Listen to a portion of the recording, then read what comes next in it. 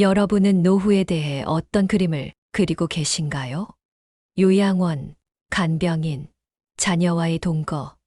하지만 오늘 저희가 만날 주인공은 이 모든 선택지를 거부하고 자신만의 특별한 방법을 찾아냈습니다. 30년간 교단에 서셨던 70세 전직 교사. 그가 우연히 들른 작은 반찬 가게에서 발견한 것은 단순한 한 끼 식사가 아닌 인생의 새로운 희망이었습니다. 좋은 음성을 지키며 살아가는 노년의 삶, 그 특별한 이야기를 지금 시작합니다. 안녕하세요. 저는 올해 70살의 전직 고등학교 국어교사 박영석입니다. 30년이라는 시간 동안 수많은 학생들과 함께하며 그들에게 문학의 아름다움을 가르쳤던 시간들이 제게는 가장 빛나는 추억으로 남아 있습니다. 교직에서 은퇴한 후에도 5년 동안은 제 인생에서 가장 평화로운 시간을 보냈습니다. 45년을 함께한 아내와 아침마다 동네 공원을 산책하고 저녁이면 클래식 음악을 들으며 시를 썼죠. 아내는 제가 쓴 시를 늘 첫 번째로 읽어주는 독자였습니다. 때로는 이건 좀 어려운데요? 하며 농담 섞인 비평도 해주었죠. 하지만 그 평화로운 시간도 잠시였습니다. 5년 전 아내가 갑작스레 암 선고를 받았고 우리는 치료를 위해 모아둔 저축의 상당 부분을 써야 했습니다. 투병 생활 내내 아내는 제게 미안하다는 말을 입에 달고 살았습니다. 하지만 오히려 제가 더 미안했습니다. 현역에서 은퇴한 후에는 아내에게 더 많은 것을 해주고 싶었는데 그러지 못했으니까요. 아내가 세상을 떠난 후 저는 철저히 혼자가 되었습니다. 42살의 아들과 39살의 딸이 있지만 그들에게 기대고 싶지 않았습니다. 늘 자식들 앞에서는 당당하고 싶었던 아버지였으니까요. 게다가 그들도 이미 자신들의 가정을 꾸리고 바쁜 삶을 살아가고 있었습니다. 처음에는 혼자서도 잘 살 수 있다고 생각했습니다. 30년간 학생들을 가르치며 규칙적인 생활에 익숙해진 덕분에 스스로를 돌보는 일이 그리 어렵지 않았거든요. 하지만 세월을 이기는 육신은 없나 봅니다. 점점 다리 관절염이 심해지고 허리 디스크도 찾아왔습니다. 특히 계단을 오르내리는 일이 가장 큰 고통이었습니다. 아파트 3층에 사는 저에게 엘리베이터가 없는 건물은 매일이 시련이었죠. 병원에 가는 일조차 큰 결심이 필요했습니다. 한때 제자였던 의사 선생님들을 마주치는 것도 부끄러웠고 불편한 몸을 보이는 것이 자존심 상하기도 했으니까요. 그렇게 하루하루를 버티던 어느 날 결정적인 사건이 일어났습니다. 장을 보고 돌아오던 중 계단에서 발을 헛디뎌 넘어진 것입니다. 다행히 큰 부상은 아니었지만 이 사고는 제 인생의 전환점이 되었습니다. 더 이상 혼자의 힘으로는 살아갈 수 없다는 현실을 직시하게 된 것이죠. 계단에서 넘어진 후 자녀들은 제가 더 이상 혼자 살면 안 된다며 한사코 자신들과 함께 살기를 권했습니다. 아들과 딸이 번갈아가며 3개월씩 돌보겠다는 계획이었죠. 처음에는 한사코 거절했습니다. 30년간 교단에 서며 늘 당당했던 제가 자녀들에게 의지에 살아야 한다는 게 쉽게 받아들여지지 않았거든요. 하지만 의사는 최소 6개월의 안정이 필요하다 했고 결국 자녀들의 제안을 받아들이기로 했습니다. 먼저 아들네 집으로 거처를 옮겼습니다. 아들은 회사원으로 일하며 나름의 안정된 생활을 꾸리고 있었고 며느리도 겉으로는 친절했습니다. 초등학교 5학년, 3학년인 손주들도 있었죠. 하지만 함께 살면서 점점 불편한 기운이 감지되기 시작했습니다. 며느리는 말없이 제 식사를 방으로 가져다 주었고 손주들은 점점 저를 피하기 시작했습니다. 할아버지가 계시니까 친구들을 데려올 수 없다는 이야기를 우연히 듣게 된 날, 제 마음은 천 조각이 났습니다. 식사 시간이 가장 힘들었습니다. 가족들은 거실에서 도란도란 이야기를 나누며 식사를 하는데 저는 방에서 혼자 먹어야 했죠. 아버님, 편하게 방에서 드세요. 라는 며느리의 말이 사실은 거실에 나오지 말아주세요. 라는 의미라는 것을 깨닫는 데는 오래 걸리지 않았습니다. 3개월이 지나 딸네 집으로 옮겼을 때도 상황은 크게 다르지 않았습니다. 간호사로 일하는 딸은 바쁜 병원 일정 때문에 집에 있는 시간이 많지 않았고 사위는 처음부터 내키지 않아 하는 기색이 역력했습니다. 어느 날 저녁 제가 화장실에 가려고 방에서 나왔다가 우연히 들은 이야기가 아직도 잊히지 않네요. 당신 아버님 언제까지 계실 거예요? 벌써 2달이나 지났잖아요. 애들도 불편해하고 딸아이는 아빠가 몸이 불편하셔서 그래요. 조금만 더 이해해 주세요. 라고 작은 목소리로 대답했습니다. 그날 밤 저는 이불 속에서 한참을 울었습니다. 딸아이가 눈치를 보는 모습을 보는 것이 제 마음을 더 아프게 했습니다. 그때 문득 떠올랐습니다. 제가 학생들을 가르칠 때 자주 인용하던 시구가 있었죠. 남의 집 처마 아래 서면 고개 숙이는 게 자연스러운 법이다. 이 글 귀의 의미를 이렇게 뼈저리게 실감하게 될 줄은 몰랐습니다. 6개월의 시간이 지났습니다. 의사가 말한 회복 기간이었죠. 몸은 어느 정도 나아졌지만 마음의 상처는 더 깊어졌습니다. 자녀들의 집에서 보낸 시간 동안 제가 깨달은 것이 하나 있습니다. 부모의 집은 언제나 자녀의 집이 될 수 있지만 자녀의 집은 결코 부모의 집이 될 수 없다는 것이었습니다. 퇴직 전 제자들에게 늘 자신의 삶을 스스로 개척하라고 가르쳤던 제가 정작 제 노후는 자녀들에게 의지하려 했다는 것을 깨달았습니다. 더는 이렇게 살 수 없었습니다. 자녀들의 만류에도 불구하고 저는 다시 제 집으로 돌아왔습니다. 하지만 이제는 달라져야 했습니다. 혼자 살되 새로운 방법을 찾아야 했습니다. 전직 교사로서의 자존심과 현실의 한계 사이에서 절충점을 찾아야 했죠. 그렇게 제 2번째 시도가 시작되었습니다. 자녀들과 함께 사는 것을 포기하고 집으로 돌아온 후 저는 간병인을 고용하기로 했습니다. 교직원 연금으로는 빠듯했지만 아내의 치료비로 쓰고 남은 얼마 안 되는 저축금을 털어 간병인을 구했죠. 처음에는 이것이 최선의 선택일 거야 라고 스스로를 위로했습니다. 첫 번째로 온 간병인은 50대 중반의 여성분이었습니다. 친절했고 일도 꼼꼼히 잘하셨죠. 하지만 문제는 생활 방식의 차이였습니다. 30년 교직 생활 동안 형성된 제 생활 습관이 있었거든요. 아침 6시 기상, 7시 식사, 점심은 12시 정각. 하지만 간병인은 이런 제 습관을 답답해했습니다. 특히 식사가 가장 큰 문제였습니다. 평생을 절제된 식사를 해온 저는 한 끼에 국과 반찬 2가지면 충분했습니다. 하지만 간병인은 이런 식사로는 영양가가 부족하다. 이래서야 제대로 된 돌봄을 할 수 없다며 불만을 토로했죠. 결국 보름 만에 그분은 그만두겠다고 했습니다. 2번째 간병인은 60대 초반의 분이었는데 이분은 제 취미 생활을 이해하지 못했습니다.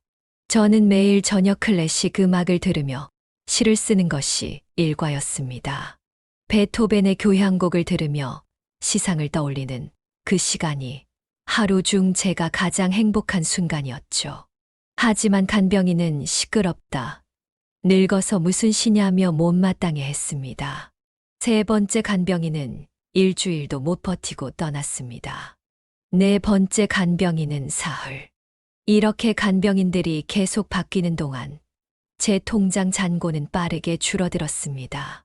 월 500만 원에 달하는 간병인 비용은 제 연금으로는 감당하기 어려웠고 자녀들의 지원을 받아야만 했습니다. 그러던 어느 날 5번째 간병인을 기다리며 거울을 보다가 문득 깨달았습니다.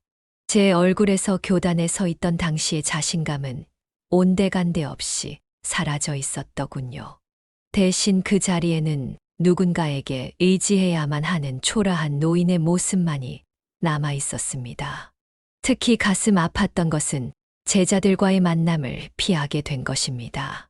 장보기를 가더라도 제자들을 마주칠까봐 일부러 먼 마트로 갔고 동네 병원은 피했습니다. 한때 그들의 스승이었던 제가 이제는 간병인의 도움 없이는 살 수 없는 처지가 되었다는 게 부끄러웠기 때문입니다. 시간이 갈수록 저는 점점 더 고립되어 갔습니다.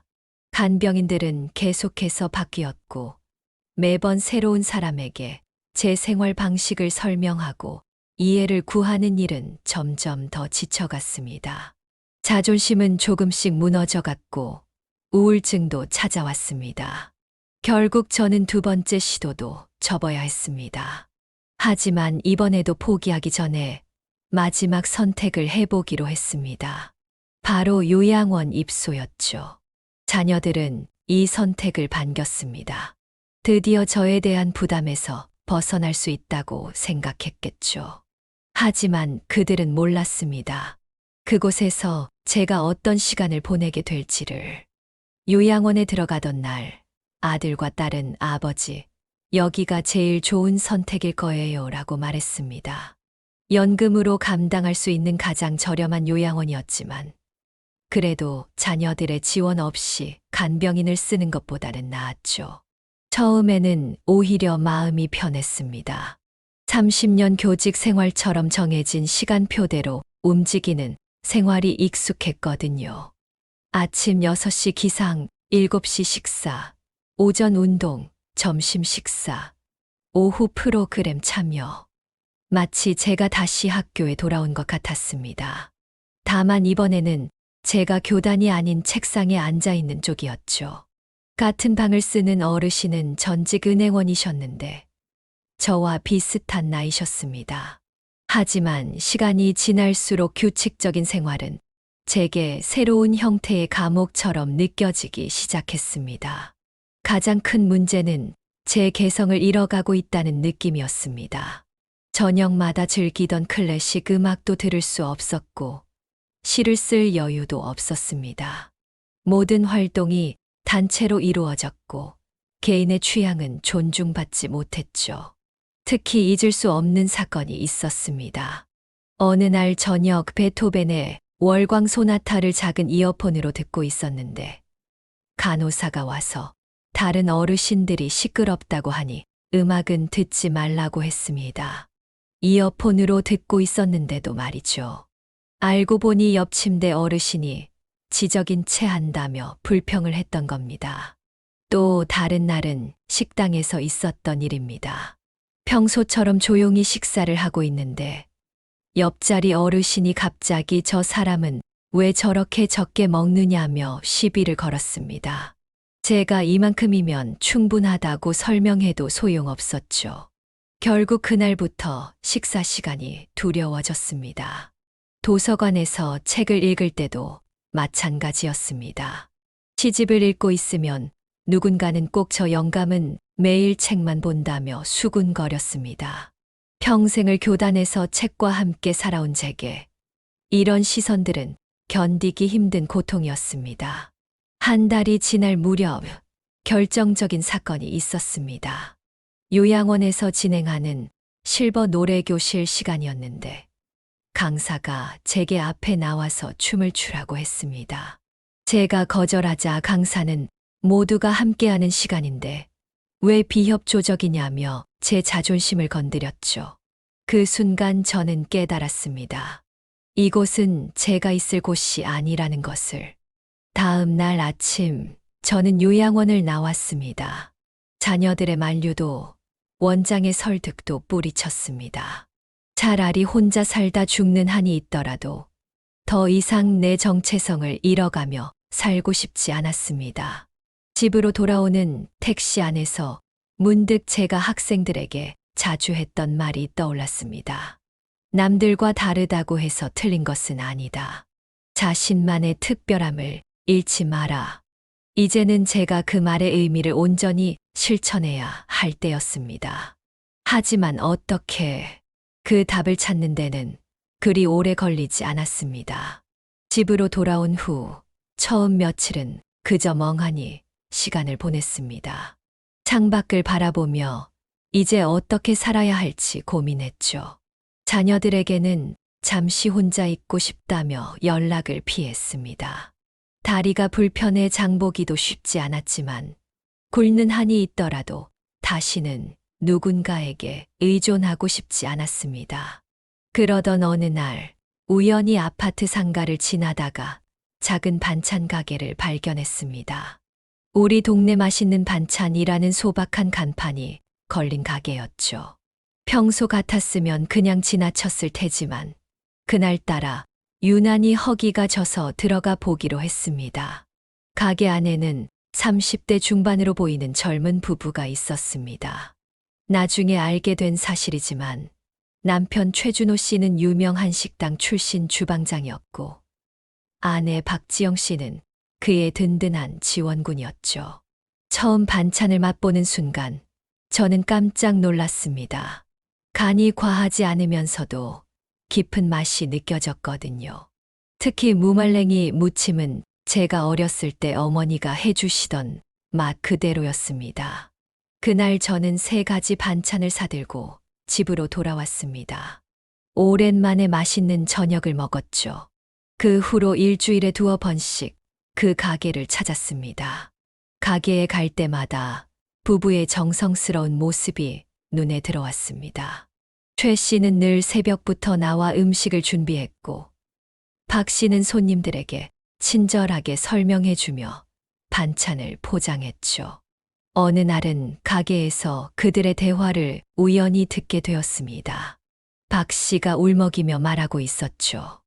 여보, 이번 달도 이자 내기가 빠듯해요.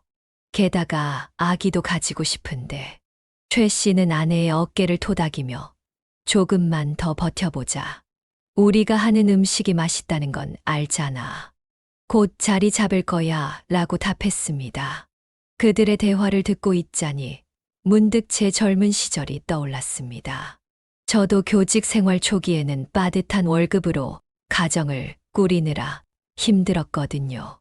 하지만 그때 선배 교사가 해주신 말씀이 있었습니다. 어려움은 누구에게나 있다. 하지만 그 어려움을 어떻게 풀어가느냐가 중요하다고요. 그날 밤 저는 오랜만에 공책을 펼쳐들었습니다. 30년간 교단에서 익힌 습관이었죠. 어려운 문제가 있을 때면 늘 공책에 정리하며 해결책을 찾았거든요. 이번에도 마찬가지였습니다. 제 문제와 그들의 어려움을 하나하나 적어보았습니다. 그리고 마침내 떠올랐습니다. 어쩌면 우리가 서로에게 도움이 될 수 있지 않을까 하는 생각이. 그것은 제가 30년 교직 생활에서 배운 가장 중요한 교훈을 실천하는 길이기도 했습니다. 가장 좋은 해결책은 서로가 윈윈윈윈할 수 있는 방법을 찾는 것이라는 교훈 말입니다. 다음 날 아침, 저는 평소보다 일찍 반찬 가게를 찾았습니다. 아직 가게 문은 열리지 않았지만 최 씨가 새벽부터 음식을 준비하는 모습이 유리창 너머로 보였습니다. 조심스레 문을 두드리자 박 씨가 반갑게 맞아주었습니다. 잠시 이야기를 나눌 수 있을까요? 제 말에 부부는 조금 놀란 듯 했지만 흔쾌히 안으로 들어오라고 했습니다. 가게 안에는 아직 따뜻한 된장국 냄새가 가득했고 최 씨는 막 무말랭이를 무치고 있었죠. 처음에는 말을 꺼내기가 망설여졌습니다. 자존심 강한 전직 교사가 남에게 도움을 청한다는 게 쉽지 않았거든요. 하지만 이제는 자존심보다 현실적인 해결책이 필요한 때라고 스스로를 다독였습니다. 저는 이 아파트에 사는 퇴직 교사입니다. 사실 제가 제안 하나 드리고 싶어서 왔습니다. 부부는 호기심 어린 눈으로 저를 바라보았습니다. 제게 하루 2끼 식사와 간단한 집안 정리만 도와주신다면 매달 50만 원을 드리고 싶습니다. 잠시 정적이 흘렀습니다. 부부는 서로를 바라보더니 난처한 표정을 지었습니다. 박 씨가 먼저 입을 열었습니다. 선생님, 저희가 그동안 선생님께 반찬 파는 것만으로도 감사했는데 이런 제안을 하시니 죄송하네요. 저희끼리 친한 사이인데 돈을 받을 순 없어요. 하지만 제가 덧붙여 설명했습니다. 저는 하루 두 끼면 충분합니다. 특별한 요리도 필요 없어요. 제가 평생 교직에 있으면서 늘 절제된 식사를 해왔거든요. 그리고 잠시 말을 고르다가 이어갔습니다. 사실 저는 요양원도 가봤고 간병인도 써봤어요. 하지만 그곳에서는 제 존엄성을 지키기 어려웠습니다. 여러분처럼 정성과 진심이 담긴 음식을 만드는 분들과 함께하고 싶습니다. 최 씨의 표정이 조금씩 변하기 시작했습니다. 선생님, 저희가 해드릴 수 있는 게 별로 없을 것 같은데. 그의 말에 제가 웃으며 답했습니다. 매일 이렇게 맛있는 된장국만 끓여주셔도 충분합니다. 제가 늘 이 가게 음식이 어머니 손맛 같다고 생각했거든요. 그렇게 우리는 이야기를 이어갔습니다. 제가 제안한 것은 단순했습니다. 아침에 박 씨가 잠깐 들러 집안 정리와 아침 식사를 차려주고 저녁 때 다시 와서 저녁 식사만 준비해주면 되는 거였죠. 점심은 제가 알아서 해결하기로 했습니다. 그리고 제가 마지막 제안을 했습니다. 만약 1년 동안 이렇게 해주신다면 연말에 500만 원의 보너스를 더 드리고 싶습니다. 이 말에 박 씨의 눈시울이 붉어졌습니다. 그들에게는 그 돈이 새로운 희망이 될 수 있다는 것을 알고 있었거든요. 그렇게 우리의 새로운 일상이 시작되었습니다. 매일 아침 8시 박 씨가 제 집에 들러 간단히 청소를 하고 아침 식사를 차려주었습니다. 처음에는 이렇게 소박한 식사로 괜찮으시겠어요? 라며 걱정했지만 제가 오히려 더 좋아했죠. 간병인들이 만들어주던 과한 반찬보다 된장국 하나에 무말랭이 반찬 하나가 더 입에 맞았으니까요. 저녁에는 최 씨가 직접 만든 반찬을 박 씨가 가져다 주었습니다. 가끔은 제가 반찬 가게로 천천히 걸어가기도 했죠. 다리가 불편하다는 걸 아는 최 씨는 늘 제가 오면 가게 안 제일 좋은 자리를 내어주었습니다. 거기 앉아서 그들이 음식 만드는 모습을 보는 것이 저희 새로운 즐거움이 되었습니다. 한 달이 지나고 두 달이 지나면서 우리는 점점 더 가까워졌습니다. 어느 날은 최 씨가 새로 개발한 반찬의 첫 시식자가 되어달라고 부탁하더군요. 선생님께서 먼저 드셔보시고 평가해 주셔야 메뉴로 낼 수 있겠어요. 그의 말에 저는 마치 현직에서 학생들을 가르치던 때로 돌아간 것 같은 설렘을 느꼈습니다. 박 씨는 매일 아침 청소를 하면서 제게 이런저런 이야기를 들려주었습니다. 시부모님 이야기, 친정어머니 이야기, 그리고 아기를 갖고 싶은 자신의 소망까지. 저는 그저 조용히 듣기만 했지만 그녀에게는 그것만으로도 큰 위로가 되는 듯 했습니다. 제 생일날이었습니다. 평소처럼 아침을 먹으려는데 박 씨가 조그만 케이크를 들고 왔더군요. 선생님, 저희가 작은 걸로 준비했어요. 부담 갖지 마시고 조금만 드세요. 케이크 위에는 사랑하는 선생님께라고 쓰여 있었습니다. 그 순간 저도 모르게 눈물이 났습니다. 최 씨는 제가 좋아하는 무말랭이, 무침을 특별히 많이 담아 보내곤 했습니다. 어머니가 해주시던 맛이 그리우실 테니까요. 그의 말에서 진심 어린 따뜻함이 느껴졌습니다. 저는 문득 깨달았습니다. 이제 이들은 단순한 거래 관계가 아닌 제 삶의 한 부분이 되어가고 있다는 것을. 특히 기뻤던 것은 이들이 제 취미를 존중해 준다는 점이었습니다. 저녁에 클래식 음악을 듣고 시를 쓰는 제 습관을 알게 된 박 씨는 조용히 집안일을 하려 노력했고, 때로는 제가 쓴 시를 읽어달라고 부탁하기도 했습니다. 선생님, 저는 시를 잘 몰라요. 하지만 선생님께서 쓰신 시는 왠지 마음에 와닿아요. 어느덧 1년이라는 시간이 흘렀습니다. 약속대로 저는 연말에 500만 원의 보너스를 건넸고, 박 씨는 그 자리에서 울음을 터뜨렸습니다. 얼마 후 그들에게서 기쁜 소식이 들려왔습니다. 오랫동안 바라왔던 임신 소식이었죠. 박 씨는 제게 제일 먼저 이 소식을 전했다고 합니다. 선생님, 이제 저희가 아기를 가졌어요. 선생님께서 주신 보너스로 병원도 다닐 수 있게 되었어요. 그녀의 눈물 어린 미소를 보며 저는 제 선택이 옳았음을 다시 한번 확신했습니다. 최근에는 반찬 가게의 소문이 퍼져 손님이 부쩍 늘었다고 합니다. 특히 최 씨의 무말랭이 무침은 이제 이 동네의 명물이 되었죠. 가게가 바빠져도 그들은 여전히 저를 가족처럼 챙겨주고 있습니다. 오히려 제가 미안할 정도로요.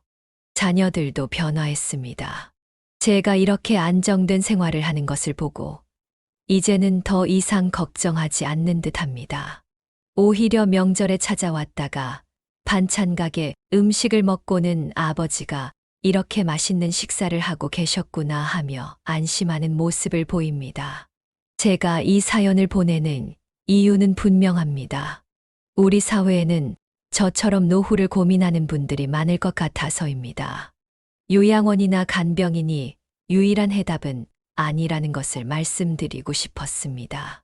제가 30년 교직 생활에서 배운 가장 중요한 교훈이 있습니다. 문제의 해답은 종종 우리가 미처 생각지 못한 곳에 있다는 것입니다. 노인의 삶에도 정해진 답은 없습니다. 자신의 상황에 맞는 해결책을 찾아가는 용기만 있다면 누구나 존엄성을 지키며 살아갈 수 있을 것입니다. 이제 저는 매일 아침 따뜻한 된장국을 먹으며 하루를 시작합니다. 저녁이면 클래식 음악을 들으며 시도 쓰고 가끔은 반찬 가게에 가서 최 씨 부부와 이야기를 나누기도 합니다. 그들의 아기가 태어나면 제가 이름을 지어주기로 했답니다. 과거 제자들을 가르치던 때처럼 당당하지 못하지만 저는 여전히 제 삶의 주인공으로 살아가고 있습니다. 노년의 삶이 결코 쉽지는 않습니다. 하지만 우리 모두가 조금만 더 창의적으로 생각하고 서로를 이해하려 노력한다면 분명 더 나은 해결책을 찾을 수 있을 거라고 믿습니다. 마지막으로 한 가지 더 말씀드리고 싶습니다. 우리 모두가 언젠가는 노인이 된다는 것을, 그때 우리는 어떤 노인이 되고 싶은지 지금부터 한 번쯤 생각해 보면 좋겠습니다. 긴 사연 들어주셔서 감사합니다. 오늘 이야기가 마음에 와닿으셨다면 영상 아래 좋아요와 구독하기 버튼을 눌러주세요. 여러분의 작은 관심이 더 많은 분들에게 희망의 메시지를 전하는데 큰 힘이 됩니다.